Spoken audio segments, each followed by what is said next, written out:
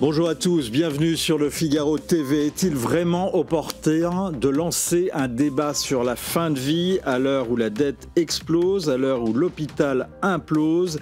Les priorités ne sont-elles pas ailleurs? On posera la question au député Ensemble pour la République des Yvelines, Charles Rodwell. Décryptage aussi dans cette émission du sommet qui s'est tenu à Kiev ce week-end et celui qui se tient à Londres ce lundi avec le colonel Pierre de Jong. Et puis première biographie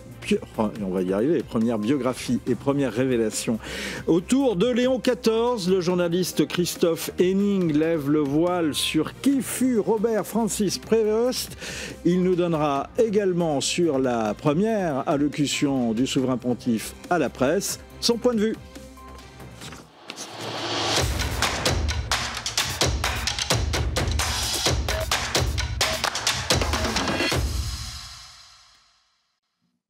Bonjour Charles Rodwell. Bonjour, merci pour votre invitation. Est-ce que le débat sur la fin de vie est opportun?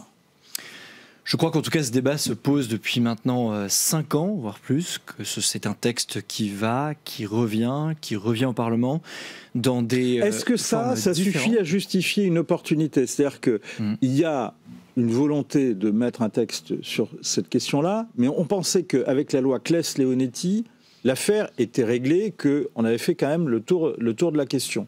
Je vous repose la question, est-ce que dans ces conditions... C'est effectivement mon point de vue personnel que la loi Claes-Leonetti avait déterminé une position d'équilibre en la matière, et c'est la raison pour laquelle, là encore, je m'opposerai au second texte qui est présenté dans l'hémicycle. Vous avez un premier texte qui va soutenir le déploiement des soins palliatifs s'il est adopté, et le second texte qui, au-delà du débat sémantique qu'il y a depuis plusieurs jours, s'il est voté en l'état actuel des choses, légalisera l'euthanasie et les suicides assistés, et c'est la raison pour laquelle je m'y opposerai.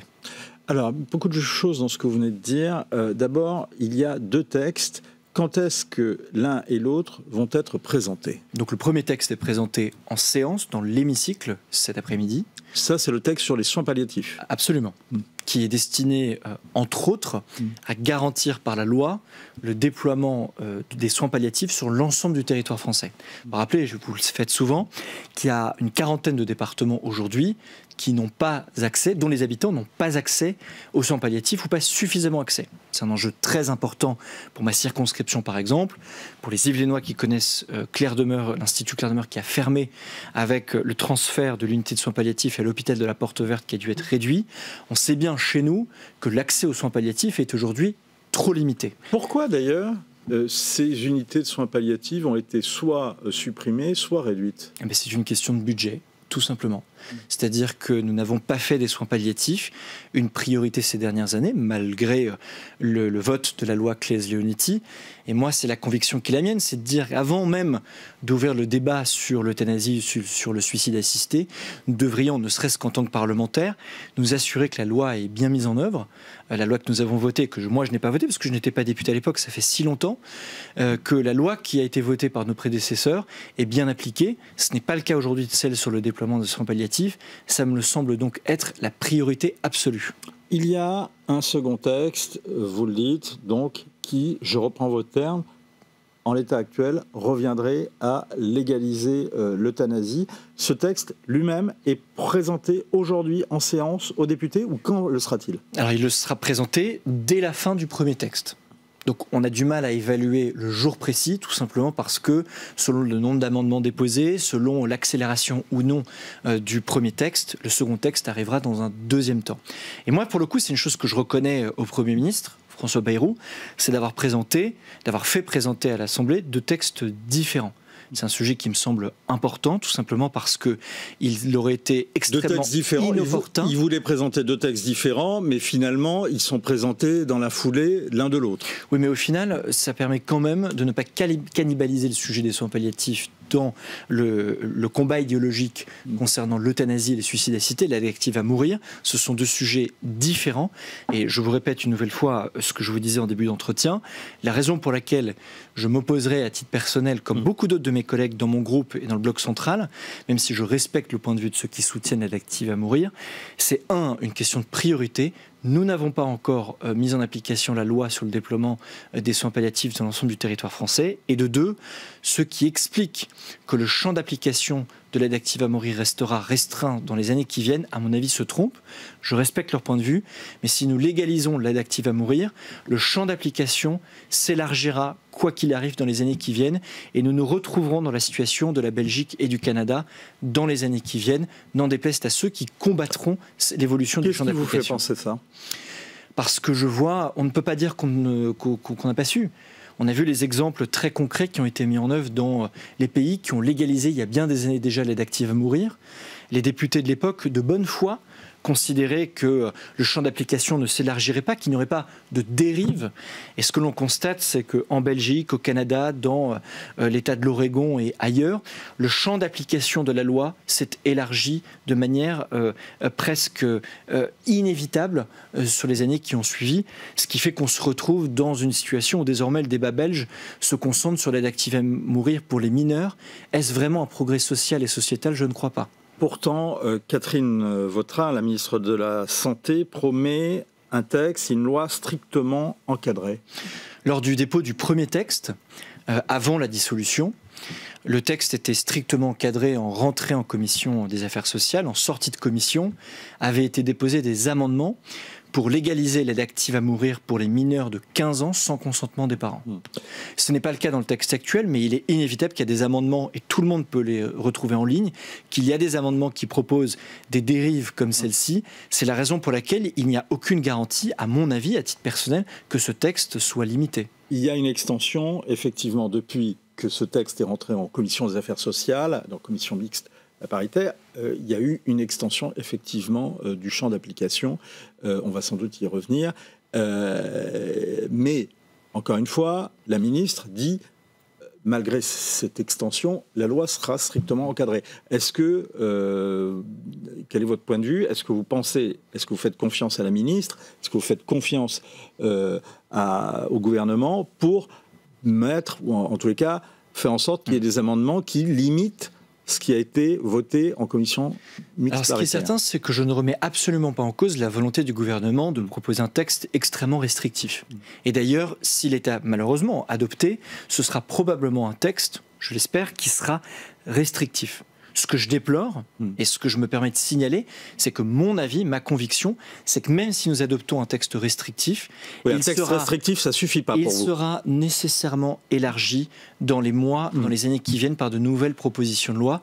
C'est ce que l'on voit dans les autres pays qui eux-mêmes, avant nous, avaient adopté un texte très restrictif. C'est la raison pour laquelle l'appel que je lance à mes collègues qui hésitent, n'ouvrons pas la boîte de Pandore.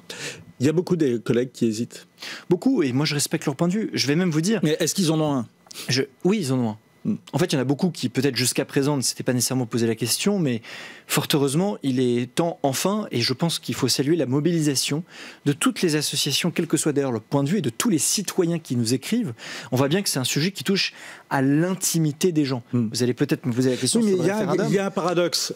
Avant de vous poser la question sur le référendum, on peut peut-être y venir, c'est que d'un côté, on dit c'est un débat très important, et finalement, beaucoup de contestations, même, je crois, émanant de votre part, disent il est mené beaucoup trop à la va-vite.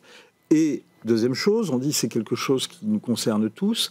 Or, les politologues et notamment les sondeurs font remarquer que l'opinion des Français n'est pas clairement formée autour de cette question-là, à la différence d'autres thématiques, par exemple celle sur la peine de mort. Tous les Français y ont réfléchi à un moment ou à un autre, et ils ont un point de vue sur la question. Or, l'un des arguments souvent avancés sur cette question, que ce soit par la ministre ou par sa prédécesseur, Agnès Firmin-Lebaudot, c'est que c'est quelque chose qui concernait tout le monde, etc. Or, on se rend compte que tout le monde ne se sent pas forcément très concerné par ces questions. C'est exactement pour cette raison que je considère intéressante l'idée d'un référendum sur le sujet. C'est-à-dire que je crois sincèrement, moi je fais toujours partie de ceux et crois qu'il n'est jamais mauvais et il est toujours bon de consulter le peuple français si et seulement si nous respectons le choix souverain et populaire qui est fait à l'issue des référendums. Vous voyez bien à quoi je fais référence sur un tout autre sujet après le référendum de 2005, sur un tout autre sujet là encore. Mais sur la question spécifiquement de la fin de vie, je considère que le seul moyen de prendre la population française à témoin et de susciter un vrai débat de fond idéologique, c'est d'avoir un très long débat sur ce sujet, à l'issue duquel il pourrait y avoir un référendum. La raison pour laquelle je vous pose cette question... Certains vous diront qu'il y a eu une convention citoyenne. Moi, la raison pour ce que je trouve d'ailleurs que l'initiative de la Convention citoyenne était plutôt intéressante. Je sais qu'elle a été décriée. Moi, je l'ai considérée comme plutôt intéressante. Pourquoi ?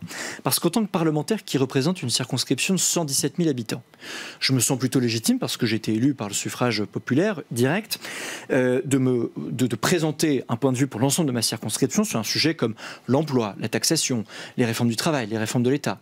Mais sur un sujet aussi intime qui touche à la mort et donc à la vie de chacun. Je considère que chaque point de vue de chaque Français devrait pouvoir s'exprimer de façon égale, de manière égale, si nous avions un vrai débat de fond sur ce sujet. C'est la raison pour laquelle je considère que l'idée d'un référendum est plutôt intéressante. Si en revanche, et je l'ai clairement exprimé aux citoyens de ma circonscription, un débat s'ouvrait au Parlement et finirait au Parlement, je m'opposerai à la légalisation de l'aide active à mourir pour les deux raisons que je vous ai citées. 1, parce que le texte n'est pas appliqué sur le déploiement des soins palliatifs. 2, parce que l'élargissement du champ d'application de l'aide active à mourir dans les années qui viennent est inévitable si nous ouvrons la boîte de Pandore. Avez-vous été, Charles Rodwell, été la pression de certains lobbies, en particulier le lobby de l'euthanasie, en clair la DMD ? Non, mais alors, moi je vais vous dire très franchement, la DMD, comme n'importe quelle association, des associations d'ailleurs qui s'opposent aussi à la légalisation de l'aide active à mourir, nous ont écrit, nous ont appelés, et moi je vais être très franc avec vous, j'ai échangé avec l'ensemble des parties prenantes. Le texte était déjà arrivé à l'Assemblée nationale en 2023, ce qui fait qu'à l'échelle de ma circonscription, j'ai organisé un grand débat citoyen avec des centaines de citoyens qui se sont engagés sur le sujet, et avec les associations qui étaient favorables et les associations qui étaient défavorables à la fin de vie. Donc moi je considère que sur ce sujet, ce ne sont pas des pressions, ce sont des sollicitations qui ont été celles d'associations favorables et d'associations défavorables à la fin de vie, qui mènent un combat important, chacune de leur côté, face à face, mais qui doivent éclairer, avec une opinion tranchée, le débat parlementaire. Il n'y a donc aucun choc, il n'y a donc aucun étonnement à avoir sur le fait que nous soyons sollicités par ces associations. Catherine Vautrin, encore elle, ce lundi matin, déclarait que les médecins et les personnels ne seront pas obligés d'accomplir un geste létal. Faut-il le croire ? C'est exactement pour ce type d'interrogation, et c'est exactement sur ce type de sujet que le champ d'application sera inévitablement élargi dans les mois et dans les années qui viennent, et c'est la raison pour laquelle, à titre personnel, je n'ouvrirai pas la boîte de Pandore, je voterai contre ce texte, en respectant la vie de chacun. La ministre avait dit, d'ailleurs un petit peu plus tôt, qu'elle allait déposer au nom du gouvernement un amendement pour établir un délai de réflexion incompressible de 48 heures à compter de l'accord des médecins. Ça fait partie des amendements, ce qu'on appelle un amendement de repli. Faute d'opposition, on essaie de limiter et d'encadrer la possibilité ou non de recourir à l'aide active à mourir. C'est mieux que d'avoir zéro temps de réflexion, mais ce qui me semble mieux, encore une fois à titre personnel, c'est de ne pas ouvrir ce champ. Il existe aujourd'hui la possibilité, pour ceux qui ont la chance d'y avoir accès, d'avoir accès aux soins palliatifs. Vous avez aussi la question de la sédation profonde qui a été légalisée à travers la loi Claes-Leonetti 2. Je crois que l'équilibre a déjà été trouvé sur cette question, et c'est la raison pour laquelle il ne me semble une nouvelle fois pas opportun d'ouvrir plus ce champ d'application. Quelle est aujourd'hui, Charles Rodwell, puisque vous parliez justement à des collègues qui hésitaient, la situation, quels sont les débats, non seulement au sein de votre groupe, au sein de Renaissance, donc les députés macronistes dont vous êtes, et, j'allais dire, au sein d'Ensemble pour la République, c'est-à-dire au sein du groupe central? Alors déjà, moi je reconnais une chose, c'est que nous avons une liberté de parole et de vote absolue sur cette question. Vous me direz, c'est normal.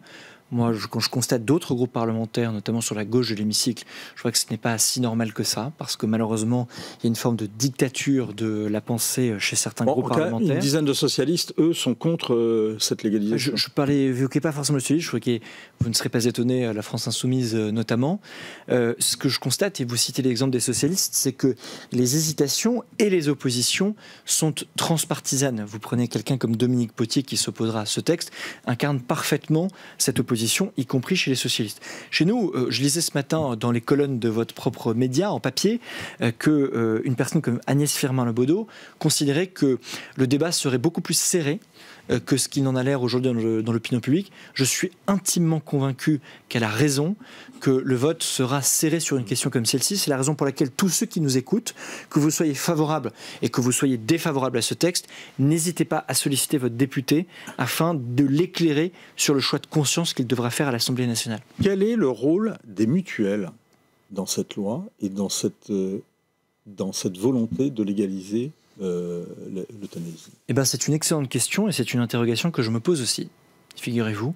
Et vous avez eu quand même des éléments, non? Je suis très heureux que vous puissiez évoquer cette question, car les seuls acteurs que je n'ai pas reçus dans la réflexion qui a été la mienne, et je tiens à disposition en toute transparence l'agenda parlementaire qui a été le mien lorsque j'ai ouvert ces débats sur ma circonscription, ce sont bien les mutuelles. Pourquoi?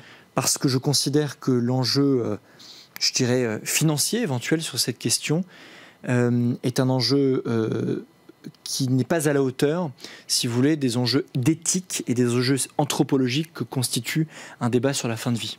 Est-ce que, par exemple, certaines ont clairement pris parti en faveur d'une avancée législative, je pense notamment à la mutuelle générale pour l'éducation nationale, l'AMGEN.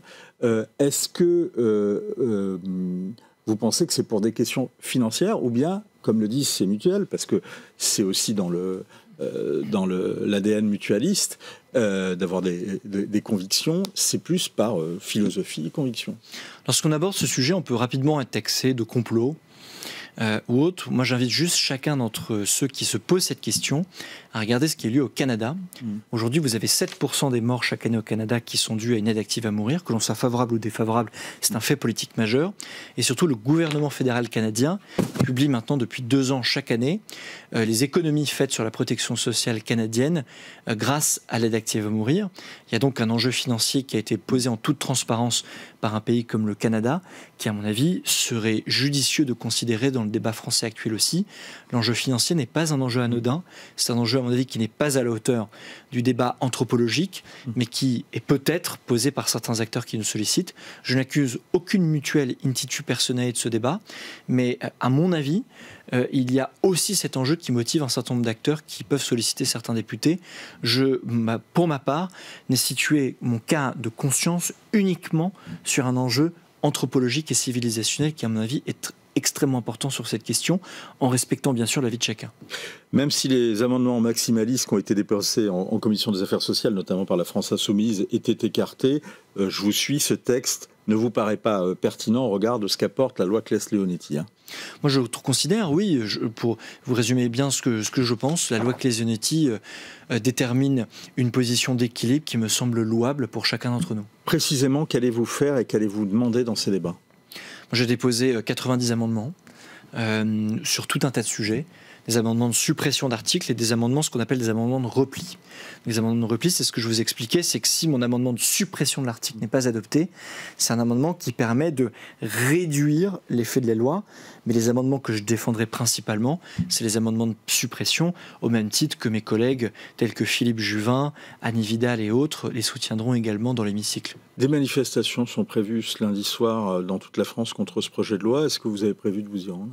La seule raison pour laquelle je n'ai pas prévu de m'y rendre, c'est que j'ai des engagements dans ma circonscription sur des enjeux importants, locaux, qui concernent l'installation, pour ne vous cacher, de Roms sur une partie importante de ma circonscription. Je me suis donc engagé à me rendre à une réunion publique au niveau local, ce qui fait que je ne renonce pas à cet engagement et je me rendrai à mon engagement local, qui est un enjeu très important pour les habitants de ma circonscription, sur lequel j'avais déjà confirmé ma présence. Merci beaucoup Charles Rodwell. Merci à vous. Et merci de la clarté de vos réponses. Sur la fin de vie, on rappelle bien sûr le documentaire qui est une immersion dans un centre de soins palliatifs qui se trouve sur la page vidéo du Figaro Ensemble. C'est le titre de ce premier documentaire du Figaro TV, et aussi le débat qui s'en est suivi lors de sa première présentation avec Michel Houellebecq et Claire Fourcade également. Dans l'actualité de ce week-end, le sommet de Kiev entre les dirigeants européens et le président ukrainien, suivi d'un sommet et d'une rencontre à Londres ce lundi. On y revient dans un instant avec Pierre Deyon. Young. Cessez-le-feu d'un mois ou négociation sans arrêt des combats, c'est tout l'enjeu, toute la question. En tous les cas, le président ukrainien Volodymyr Zelensky a fait savoir qu'il se rendrait de toute façon cette semaine à Istanbul. Я буду в цей четвер, 15 травня, в Туреччині. І очікую на Путіна в Туреччині. Особисто. І сподіваюся, що Путін цього разу не шукатиме причин, чому він щось не може. Ми готові говорити, щоб закінчити війну. Четвер. Туреччина. Президент Трамп підтримав. Всі лідери підтримують. Bonjour Père de Young. Bonjour. Est-ce que Vladimir Poutine, faut-il s'attendre à ce que Vladimir Poutine se rende en Turquie jeudi? En tout cas, c'est la demande que vient de faire Zelensky. Ça m'a pas échappé. Considérant que lui-même va y aller, mais il va demander à Poutine d'y aller. Personnellement, je ne pense pas que Poutine y aille. Pourquoi? Je ne pense pas qu'une négociation de ce niveau-là, qui a une telle intensité, a besoin d'avoir les deux chefs d'État qui se rencontrent tout de suite. Je pense qu'il y a un travail préliminaire à faire, qui va durer un certain nombre de semaines ou de journées, ou en tout cas d'heures, et un travail préliminaire visant à savoir vers quoi on va. Est-ce que ce travail va s'engager, selon vous? Mais je pense qu'il est engagé. Je pense que depuis quelques jours, il est engagé. Alors, on ne le sait pas, bien évidemment, mais j'imagine que la diplomatie turque ne s'est pas lancée comme ça dans une déclaration intempestive, parce que c'est quand même une forme de contre-feu par rapport à la réunion de Kiev. Cette réunion montée par les Turcs, évidemment, elle a été suscitée par les Russes, bien évidemment. Donc ça, vous parlez de la réunion de jeudi. Hein. Voilà, exactement. Donc on voit, en fait, il y a une préparation, il y a une montée en puissance. En fait, ce qui est assez étrange pour nous, Européens, c'est que les Européens montent en ligne, donc ils étaient à Kiev hier, en train au passage, donc c'est assez original. Donc ils étaient à Kiev, donc il y a deux sujets en cours. Mais moi j'imagine que le sujet turc est un sujet d'actualité, puisque, rappelons-nous également, c'est que les Turcs étaient à la manœuvre dès mars 2022, et c'est les premiers qui avaient tenté en tout cas une négociation entre les deux belligérants. Est-ce qu'on a vécu finalement ces derniers jours un changement de cap, un changement d'horizon? Est-on passé d'un objectif d'un horizon à objectif gagner la guerre, à un horizon objectif maintenant faire la meilleure négociation possible? Alors oui, indéniablement. Et pourquoi? Il n'y a qu'un seul personnage qui avait les cartes en main, c'est Poutine. Dès lors que Poutine bouge et dit « j'accepte de discuter en bilatéral », alors dans les conditions qu'on peut discuter, sur le fait qu'il soit présent ou pas présent, etc., il y a une discussion directe entre les Russes et les Ukrainiens sur un sol neutre, entre guillemets. Donc c'est la première fois où ça arrive. C'est la première fois que les Russes acceptent encore une fois de négocier la fin de la guerre ou la fin du conflit directement avec les Ukrainiens. Et ça, c'est très intéressant parce qu'on voit qu'il y a un processus qui se met en cours. Alors après, il y a toujours deux écoles. On dit ils sont devenus tellement faibles qu'ils sont obligés de le faire, ou ils sont devenus tellement forts qu'ils peuvent le faire sans aucun problème. On ne négocie pas quand les armes parlent, on ne discute pas si dans les mêmes temps les populations sont bombardées. C'est ce qu'écrit Emmanuel Macron sur X ce week-end à la suite de la rencontre qui s'est produite à Kiev. Vraiment, c'est vraiment. Alors c'est la grande discussion sur le cessez-le-feu, parce que soit les Russes, on voit bien que les Russes essayent ou tentent aujourd'hui de négocier avec les Ukrainiens en maintenant le conflit en Ukraine. Cette nuit, par exemple, il y a eu comme 100 missiles, 100 drones qui ont été tirés sur l'Ukraine, une centaine entre la nuit de dimanche à lundi, donc c'est colossal. On voit que les conflits ne s'arrêtent pas, donc on voit que les Russes sont sur un modèle, on fait la guerre mais on discute.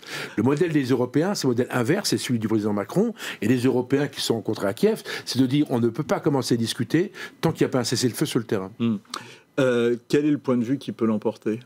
Celui des Russes, bien évidemment. Pourquoi? Parce que c'est eux qui ont le doigt sur la queue de détente. Aujourd'hui, les deux seuls pays qui sont sur le terrain, c'est l'Ukraine et la Turquie. L'Europe ne peut être qu'un environnement qui accompagne, qui aide, qui conseille, mais qui ne peut pas décider, bien évidemment. Mais Poutine peut-il résister à une pression conjointe des Européens et des Américains?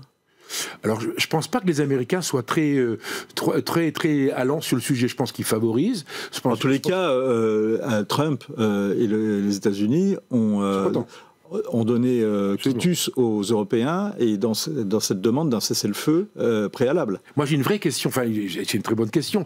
La question est la suivante. Pourquoi Poutine n'a pas accepté les conditions de la négociation telles qu'elles étaient proposées par Trump il y a une quinzaine de jours? C'est la question que je vous pose. C'est complètement incroyable. C'est le grand mystère. Les conditions étaient exceptionnelles. Est-ce qu'il y a un mystère ou bien est-ce qu'il a voulu tester encore les Américains? Non, je pense qu'il n'a pas voulu donner ce cadeau à Trump. Pourquoi? Parce que Trump, ça le repositionnait par rapport à sa politique intérieure, par rapport à sa politique internationale, au positionnement de Trump. Il vient d'arriver, il a besoin d'avoir des résultats.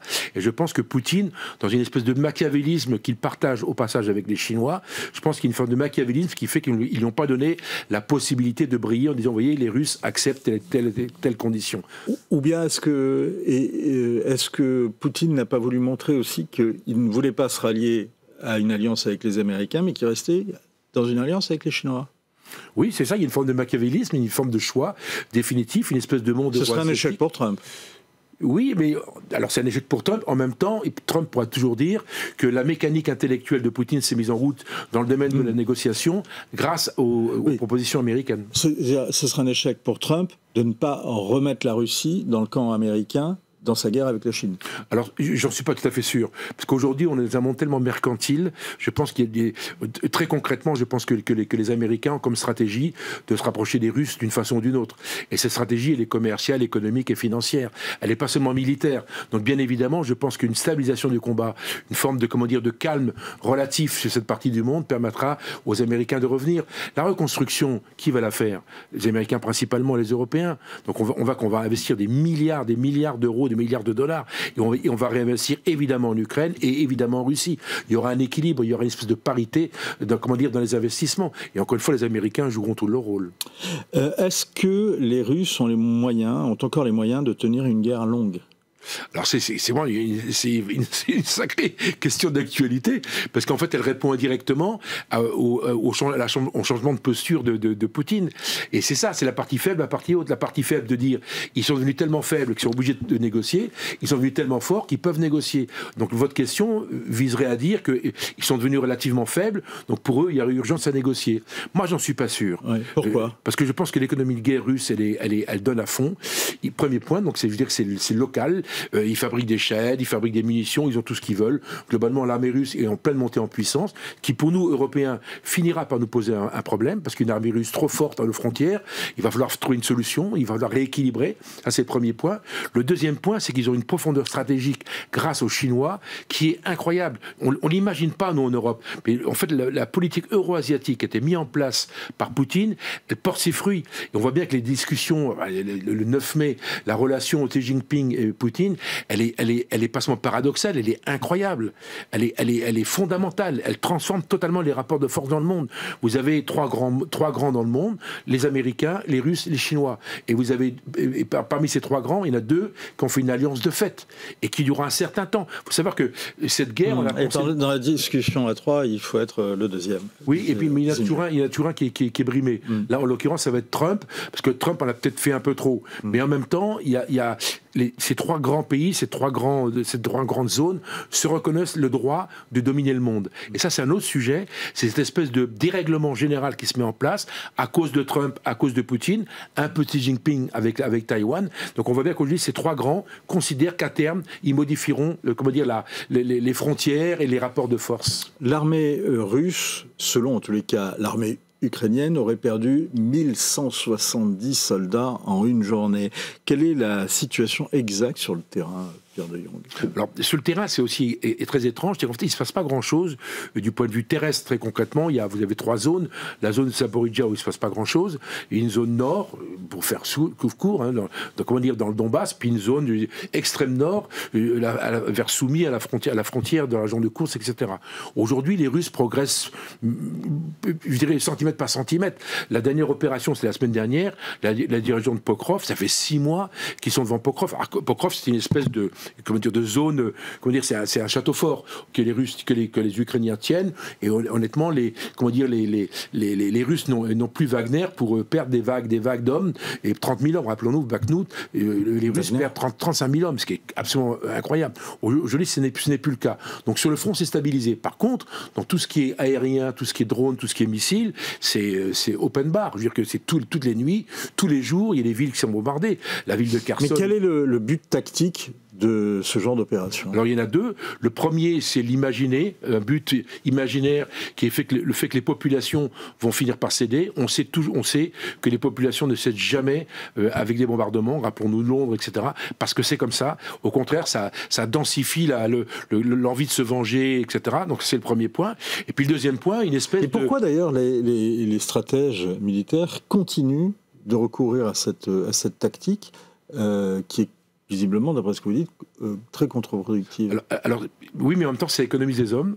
Et puis, c'est visuel. Je veux dire que bombarder les villes, etc., c'est visuel, on détruit, on est plus fort que l'autre. Donc, on matérialise une espèce de force, je dirais, extrême, puisqu'en fait, on envoie un missile à 100 ou 200 ou 500 km qui tombe sur une ville, alors on dit, bien sûr, on va dire qu'on bombarde une caserne, on bombarde une usine d'armement. Mais évidemment, ça tombe, il y a des dommages collatéraux. Donc, l'impact, si vous voulez, de ces missiles qui partent en direction des pays. Rappelez-nous, quand l'Iran a tiré l'année dernière, a tiré plus d'une centaine de missiles en direction de Jérusalem, c'était un choc psychologique incroyable pour les Israéliens, qui ont réalisé que grâce aux dômes de fer, ils survivaient. Sachant, encore une fois, c'est que les missiles, la plupart des missiles sont arrêtés. En gros, entre 50 et 70% sont arrêtés par le Patriot, etc. Donc ça, c'est le premier but tactique, un but imaginaire, Oui. penser que la population craquera et fera pression sur les dirigeants de son pays pour que cessent les combats. Oui. Et le deuxième but tactique? Le deuxième, c'est ce que je viens d'expliquer à l'instant. En fait, c'est le fait de maintenir la force. Parce que si vous n'êtes pas conquérant sur le terrain, armée de terre, etc., ben vous êtes conquérant quelque part. Et donc aujourd'hui, c'est le conquérant avec le spatial et l'armée de l'air, principalement les drones et les missiles. Et là, encore une fois, les Russes sont assez dominants, puisque vous savez que les Iraniens leur ont transmis la technologie. Ils fabriquent eux-mêmes des drones, des Shahed. Le Shahed va quand même à 1500 km. Avec un petit moteur, c'est extrêmement simple à mettre en œuvre. Donc encore une fois, il y a une espèce de domination technologique dans ce domaine-là, grâce comment dire, à l'aide iranienne. Et donc, encore une fois, ils vont les utiliser. C'est d'économiser les hommes. C'est vrai qu'ils ont eu 1000 morts, 1000 soldats qui ont été blessés et morts récemment. Mais encore une fois, le nombre de morts baisse. Sachant, encore une fois, qu'on n'en sait rien. Ce que je veux dire, c'est que ça, c'est la communication ukrainienne qui passe depuis le début de la guerre. C'est comme la guerre du Vietnam, je me rappelle, que j'ai beaucoup étudié quand j'étais plus jeune, c'est que les Américains comptabilisaient le nombre de morts nord-vietnamiens. Si on avait suivi la comptabilité, ils auraient eu 3 millions de morts, ce qui n'était pas le cas, bien évidemment. Donc on sait que la communication, elle se fait à double sens, et là, dans ce domaine-là, personne ne communique, ni les Ukrainiens, ni les Russes, et les Ukrainiens ne communiquent que sur les pertes des Russes. Si Moscou n'accepte pas le cessez-le-feu, les Européens poursuivront les préparatifs pour de nouvelles sanctions. C'est en tout cas ce que dit le porte-parole du nouveau chancelier allemand Friedrich Merz à l'instant. Est-ce que des sanctions, de nouvelles sanctions, un nouveau train de sanctions peut infléchir la position de Moscou? Alors on doit être au 14e, 15e train de sanctions. Donc je pense qu'honnêtement, ça fait partie des mesures de rétorsion finale. Je pense qu'il ne reste pas grand-chose. Je vous pose la question différemment. Est-ce que là aussi, on n'est pas un petit peu dans la même rhétorique logique des bombardements? On dit qu'on va faire des sanctions pour dire qu'on fait quelque chose, mais est-ce que ça ne cache pas le fait que on a peu de levier finalement? Alors, dans les propositions qui sont faites, il y en a plusieurs. Hein. Celle-là en fait partie, sachant que la sanction ultime, c'est l'augmentation des sanctions, non pas des Européens, mais des Américains. Là, c'est un vrai sujet parce que les Américains ont toujours été un petit peu en deçà dans le domaine des sanctions. Le deuxième point, c'est la montée en puissance des armées européennes. Je veux dire que si Poutine se projette dans l'avenir, il verra bien les armées européennes monter en puissance. Et ça, c'est compliqué pour lui. Pourquoi? Parce qu'on voit bien que le service après-vente en Ukraine va être fait par les Européens d'une façon ou d'une autre. Ce n'est pas les Américains qui vont mettre des GI sur le long de la frontière. Ouais. Donc les Européens vont faire le sale boulot. Mais c'est la question, justement, Pierre de Jong. A-t-on les moyens, nous, Européens, et en particulier nous, Français, d'envoyer des troupes au sol pour garantir un cessez-le-feu? Alors, il faut mettre un critère temps dans votre question. Le problème, oui, on pourra dans 10 ans. Aujourd'hui, on ne peut pas. C'est impossible. Nos armées sont trop petites. Vous avez répondu à ma question. Est-ce qu'une présence de troupes étrangères pourrait vraiment aider l'armée ukrainienne? Le problème, après, là, vous allez me dire, il faut un critère temps et un critère masse. Oui, un critère masse. Il faut surtout un critère sécurité qui est très important. Et c'est vrai qu'aujourd'hui, on ne peut pas imaginer une paix stabilisée s'il n'y a pas un minimum de garantie. Et la garantie, c'est quoi? C'est la garantie qu'on ne puisse pas le faire. Donc, il faut au minimum observer. C'est pas que les armées européennes qu'on a actuellement qu'on va pouvoir empêcher un déferlement des forces russes. Et sachant que le premier point, donc il faut être présent sur place pour pouvoir éventuellement prendre des mesures de rétention. Le deuxième point, c'est les menaces induites de la Russie Russie sur les pays baltes, par exemple, sur Kaliningrad, sur la mer Baltique. Donc là, c'est compliqué. Et malheureusement, nous, c'est normal. Quand on planifie, quand on prévoit une guerre, on prévoit toujours un peu la guerre précédente. Donc on prévoit une guerre navale, une guerre terrestre. Mais la guerre a commencé avec les Russes. C'est une guerre qui est souterraine, une guerre invisible, une guerre, je dirais, une guerre où on sert de technologie. C'est la guerre cyber, c'est des incursions, c'est des intimidations. C'est là la guerre qu'on vit actuellement. Alors, est-ce qu'on est capable de résister à ça? Je pense que oui. C'est pour ça qu'aujourd'hui, il faut avoir des contre-mesures pour empêcher les Russes d'être en tir libre, je dirais, en Europe. À quoi sert-il d'y avoir un cessez-le-feu pour Zelensky si, comme il le dit lui-même, les Russes ne le respecteront pas? Alors d'abord, on va voir. Moi, j'aimerais bien que... Parce que Zelensky, je trouve qu'il communique un peu trop. C'est un peu le défaut que je trouve. Il communique énormément. Je vous pose la question différemment. On voit que, encore une fois, les Allemands et les Européens en général disent... là, maintenant, il y a un ultimatum. Il faut que les Russes acceptent un cessez-le-feu. Ils ont jusqu'à ce soir pour nous donner une réponse. Et Zelensky, lui, dit de toute façon, ils ne le respecteront pas. Et moi, de toute façon, je serai en Turquie jeudi. Est-ce que Zelensky ne tue pas les efforts européens? Non, mais c'est pas Zelensky, c'est Poutine qui a tué les efforts européens. C'est quand Poutine fait l'annonce le lendemain de la grande déclaration des Européens, où ils se réunissent, etc., dit voilà, on va être fort. En fait, Poutine, il dit non, pas du tout. On a une discussion en cours qu'on va mettre en place à Ankara, on va discuter en Turquie, et c'est là que ça va se passer. Et Zelensky dit je vais y aller. Oui, mais on est à deux, donc Zelensky aussi plante ses alliés. Oui, mais en même temps, encore une fois, les Européens jouent une carte qui est la carte de la présence. Rappelons-nous, il y a encore 15 jours ou 3 semaines, qui aurait misé un kopek, pour utiliser une monnaie étrange, qui aurait parié un kopek sur la présence potentielle des Européens dans la discussion. Ouais. Rappelons-nous, même Trump disait c'était hors de question. On est revenu dans le jeu d'une façon ou d'une autre. Donc on va s'en contenter, on va progresser, on va accompagner, et je pense que l'Ukraine a besoin d'un renforcement, en tout cas d'un appui des Européens. Alors, peut-être pas un kopek, peut-être pas un rouble, mais ça vaut pas tellement de roubles, et ça rapporte beaucoup de lire Poutine, Lord of War, le retour des boyards. C'est le livre de Pierre de Jong. Merci beaucoup. Et merci pour toutes vos explications et toutes vos précisions. Après les fidèles, avant les ambassadeurs, Léon XIV s'est adressé aux journalistes. Un d'entre eux n'a pas attendu pour nous livrer sa biographie. Elle paraîtra en fin de semaine. Il est avec nous et on va lui demander, bien évidemment, de réagir aux premiers propos du souverain pontife auprès de nos confrères. Désarmons la communication de tout préjugé, de toute rancœur, de tout fanatisme et de toute haine. Purifions-la de toute agression. Nous n'avons pas besoin d'une communication tonitruante et musclée, mais plutôt d'une communication capable d'écouter, de recueillir la voix des faibles qui n'ont pas de voix.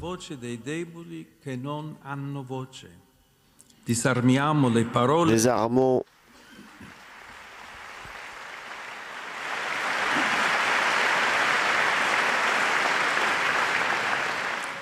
Désarmons les mots et contribuons à désarmer la terre. Désarmer la communication nous permet de partager une vision différente du monde et d'agir dans le respect de notre dignité humaine.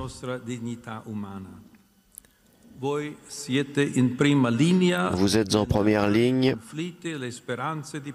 pour raconter les conflits, les espoirs de paix, les situations d'injustice et de pauvreté, et le travail silencieux de tant de personnes pour un monde meilleur. C'est pourquoi je vous demande de choisir consciemment et courageusement la voie de la communication de la paix. Je vous remercie. Que Dieu vous bénisse.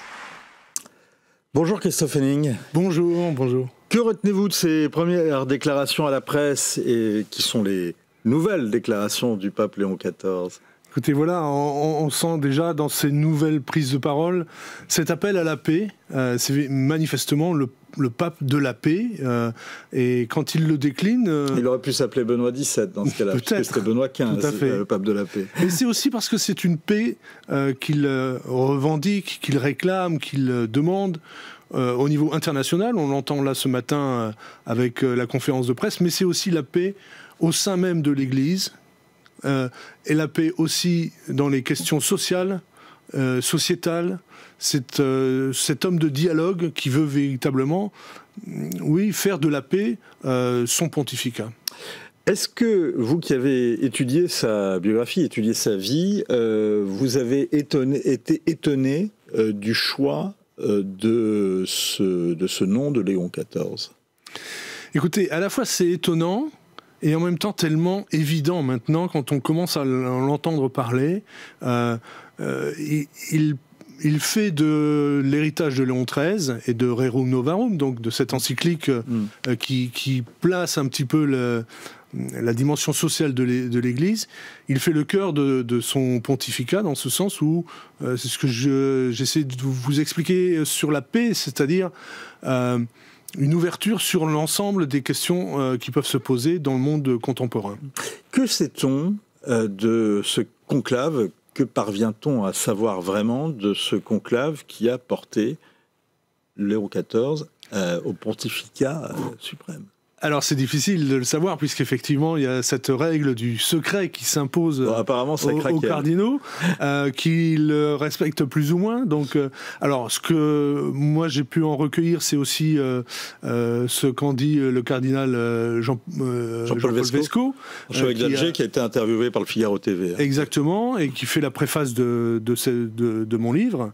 Donc une grande sérénité qui a présidé au vote dans le conclave.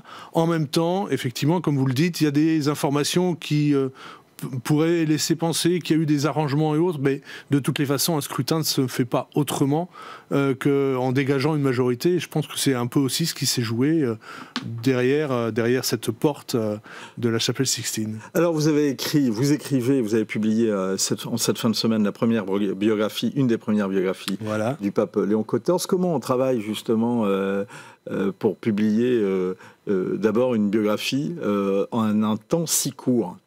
Alors le temps, c'est aussi une préparation qui le permet.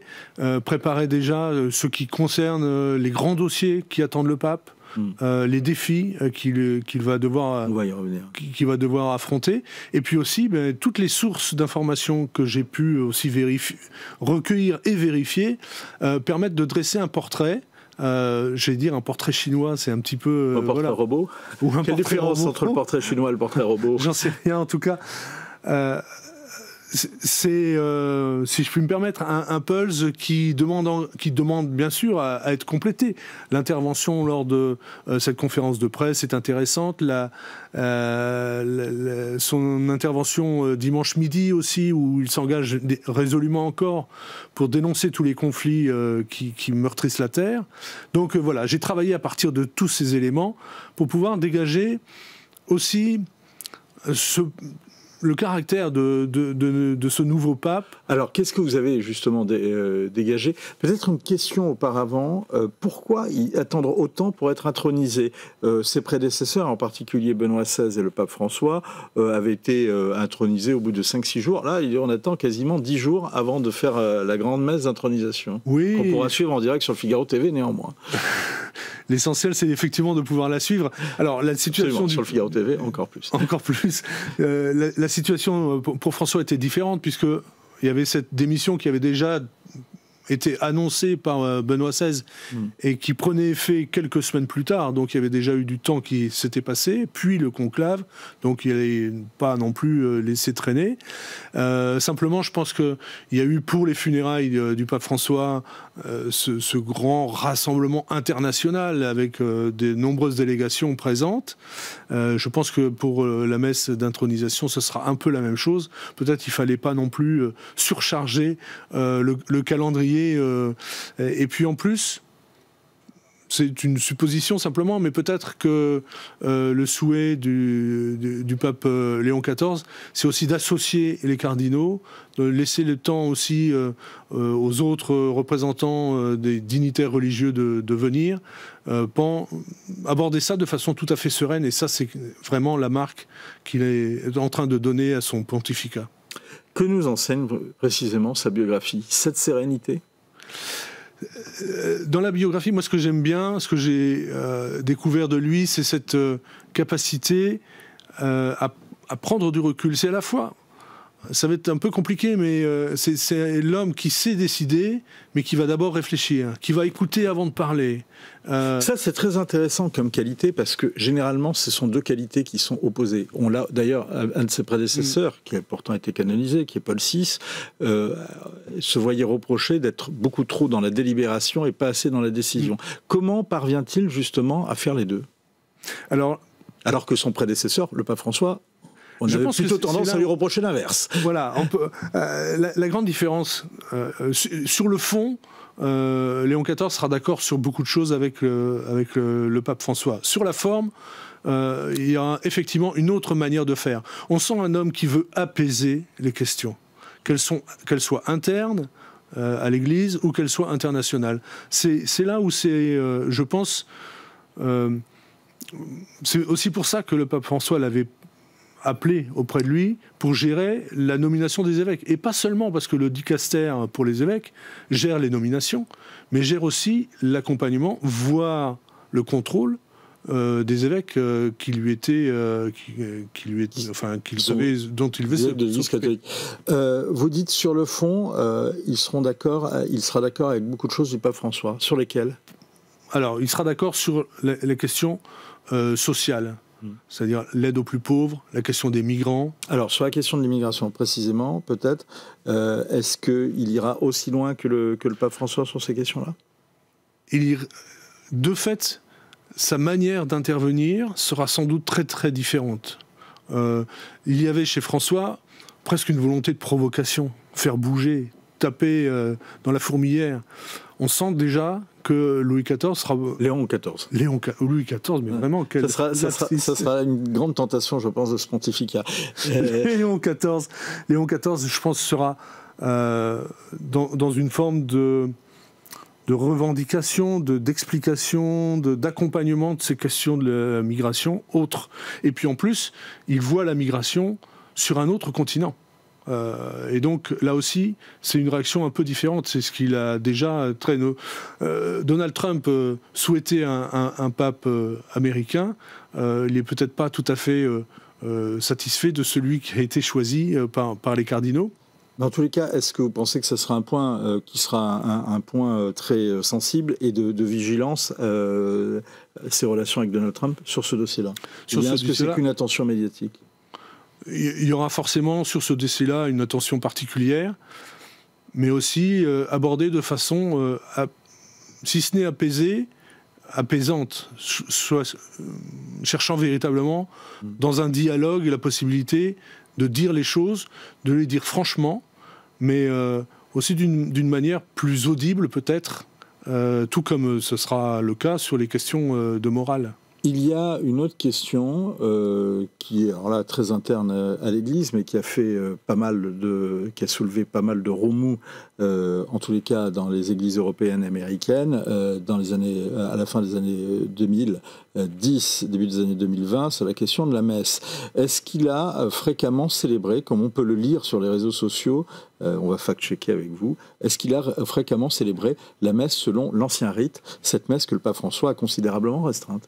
Oui, je vais vous décevoir parce que là, j'ai fait effectivement sur les 48 heures d'écriture, j'ai pas trouvé effectivement d'éléments par rapport à ça, sachant que ce qu'on peut retenir malgré tout, c'est que c'est un canoniste.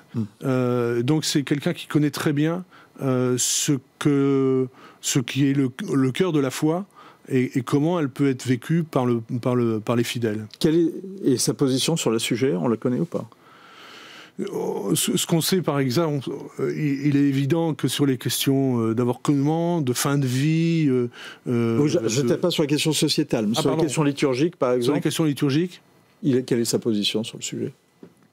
J'avoue on n'en sait pas encore, il faut attendre de voir. Voilà, par contre, sur les questions sociétales, là c'est plus clair, ça apparaît. Là c'est plus clair. Même sur l'union des personnes homosexuelles, il était plutôt, alors qu'avec Fiducia Supplicans, le pape François qui était le document du pape François qui voulait ouvrir au maximum la possibilité d'accueillir les couples homosexuels et qui a soulevé une levée de bouclier, notamment en Afrique. Voilà, exactement. Et il semblerait effectivement que Léon XIV soit effectivement avec les évêques africains. Avec les évêques du Sud, en gros, pour dire qu'il fallait peut-être revoir la question de façon pays par pays, diocèse peut-être par diocèse. Il est polyglotte, mais il ne parle pas français. Non, mais il a des origines françaises que les généalogistes s'empressent de rechercher. Très loin. C'est effectivement un profil étonnant. Pape du Nord parce qu'il est américain, pape du Sud parce qu'il est aussi péruvien, et puis avec des origines franco-italiennes, une mère aussi avec des origines... Et un nom très français. Hispano-créole. Donc effectivement, on a un pape mondialisé, peut-être. Est-ce que, même s'il ne parle pas français, est-ce qu'il est dans le même cas que le pape François, qui ne parlait pas français, qui ne connaissait peu la France, mais qui par contre avait été influencé par des figures de la spiritualité française? Est-ce que c'est le cas pour Léon XIV, ou bien est-ce qu'il est influencé par d'autres figures et que l'école française de spiritualité, qui est quand même importante dans l'histoire de l'Église, ne l'a pas marqué? Ce que j'ai pu constater, c'est que c'est véritablement la spiritualité de Saint-Augustin qui le marque. Et ça, c'est un élément important. Après un jésuite, un augustinien, c'est aussi encore un religieux, et là c'est une règle, la vie d'un religieux est aussi marquée par une règle, et cette règle, lui, il la connaît bien, puisque d'abord il a travaillé dessus, sur sa thèse, d'une part, d'autre part il a assuré les responsabilités internationales de son ordre. Donc ça, c'est un autre aspect de sa personnalité. Il a été évêque, homme de terrain, il est aussi homme, j'allais dire, de l'institution. Que sait-on justement de cet ordre qui est très peu connu en France, qu'on appelle l'ordre des Augustiniens? Oui, un ordre qui, si je ne me trompe pas, a disparu de France à la suite de la Révolution française, qui compte à peu près 4000 prêtres et missionnaires dans le monde, qui est très présente, qui est de plus en plus présente dans la partie sud de l'hémisphère. Un ordre missionnaire, attaché à la prière, au service du plus pauvre, comme on peut le connaître, comme le pape a pu le vivre notamment quand il était au Pérou. Des ONG d'observation de la gouvernance dans les églises ou de lutte contre les abus sexuels l'accusent d'avoir manqué parfois de fermeté dans ce domaine. Est-ce que sa biographie nous renseigne sur ce point? Ce qu'on peut voir effectivement, c'est que on peut s'imaginer que c'est un homme de dialogue, peut-être de consensus, cherchant à apaiser les choses, et c'est sans doute aussi pour ça qu'il a été choisi. Il faudra effectivement peut-être faire l'inventaire de façon un peu plus approfondie, mais cette discrétion dont il fait déjà preuve au début de son pontificat, elle existe depuis le début. Enfin, donc, je vous pose la question différemment, puisque vous avez travaillé sur les défis et les priorités. Est-ce que la question du dossier des abus sexuels fait partie de ses priorités? Bien sûr. Je pense qu'elle fait partie d'autant plus de sa priorité que, comme je le disais tout à l'heure, il était tant qu'il était préfet du dicaster pour les évêques, responsable de ce suivi justement des nouvelles dispositions qu'avait mis en place le pape François.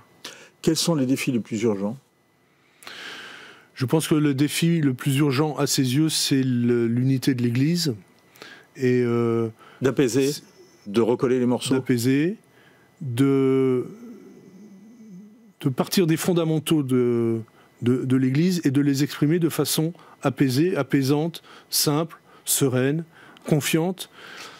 C'est vrai qu'il succède à un pape François qui a été parfois un peu provocateur, et que là, il y a besoin peut-être d'apaiser aussi bien l'Église que le monde, mais là aussi, il fera entendre sans doute une petite musique plutôt que plutôt que des propos très surprenants. Rapidement, Christophe Henning, on a parlé d'une éventuelle confrontation possible à venir avec Donald Trump et l'administration Trump-J.D. Vance. Est-ce qu'il n'y aura pas aussi à prévoir une confrontation avec un autre personnage important de la nouvelle administration américaine, c'est Elon Musk.